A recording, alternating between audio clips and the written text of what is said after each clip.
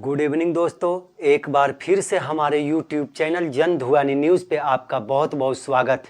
आधार card, pan card और ration card नहीं, अब सिर्फ ये दो दस्तावेज ही बताएंगे कि आप भारतीय हैं या फिर नहीं।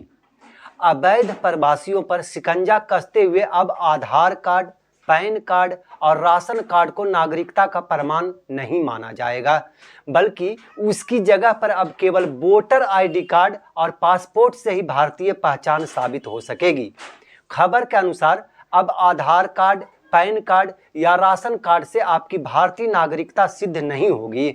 दिल्ली पुलिस ने स्पष्ट किया है कि नागरिकता का प्रमाण केवल वोटर आईडी कार्ड और भारतीय पासपोर्ट से ही होगी। यह फैसला फर्जी दस्तावेजों से नागरिकता लेने की कोशिश को रोकने के लिए लिया गया है।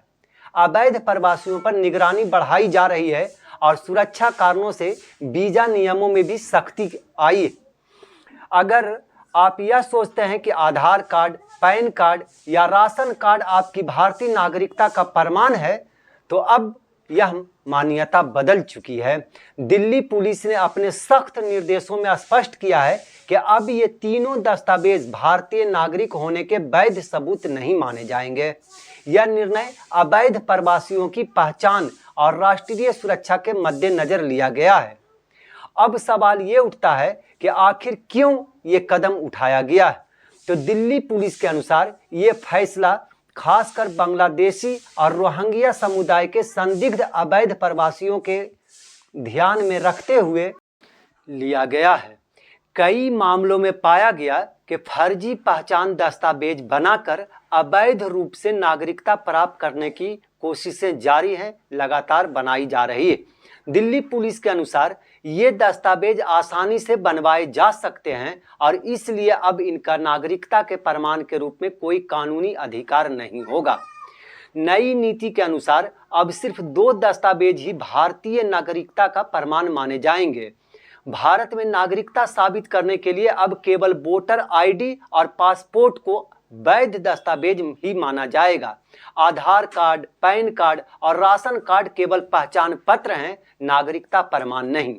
दिल्ली पुलिस का यह कदम सुरक्षा और प्रशासनिक दृष्टिकोण से महत्वपूर्ण माना जा रहा है। आम नागरिकों को भी इस नए नियम की जानकारी रखना आवश्यक है, ताकि वे भविष्य में किसी प्रकार की परेशानी से बच सकें। अगर किसी व्यक्ति के पास इनमें से कोई दस्तावेज नहीं है, तो उसे अपनी नागरिकता साबित करने के लिए कोर्ट का सहारा लेना होगा।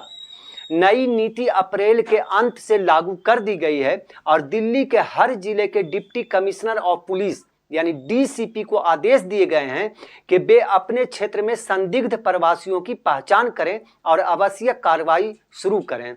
इस अभियान के तहत अब तक कई फर्जी दस्तावेजों के आधार पर रह रहे लोगों को चिन्हित भी किया जा चुका है, उनकी पहचान की जा चुकी है।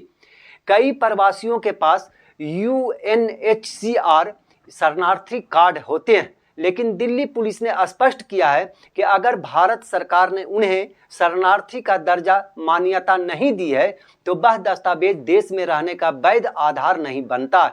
ऐसे मामलों में डिपोर्टेशन की प्रक्रिया भी अपनाई जा सकती है। यह कार्रवाई ऐसे समय पर की गई है जब हाल ही में जम्मू कश्मीर में हुए आतंकी हमले में कई निर्दोष लोगों की जान गई थी। इसके बाद गृह मंत्रालय ने पाकिस्तानी नागरिकों के अधिकांश वीजा रद्द कर दिए हैं। इसके तहत 29 अप्रैल के बाद मेडिकल वीजा भी अमान्य कर दिए गए हैं। दिल्ली में मौजूद लगभग 3500 पाकिस्तानी नागरिकों में से 400 से अधिक मुस्लिम नागरिकों को वापस लौटाया जा चुका है, भेजा जा चुका है। आज की इस खबर में बस इतना ही। आगे की खबरों के लिए बने रहें हमारे साथ। आपको ये वीडियो पसंद आया हो तो कृपया इसे लाइक करें और हमारे चैनल को सब्सक्राइब करना ना भूलें। आपके सपोर्ट से हमें और बेहतर कंटेंट बनाने की प्रेरणा मिलती है। आपका एक लाइक और सब्सक्रिप्शन हमें आपकी सेवा करने का हौसला देता है। कृपया चैनल को सब्सक्राइब करें और हमारे साथ जुड़े रहें।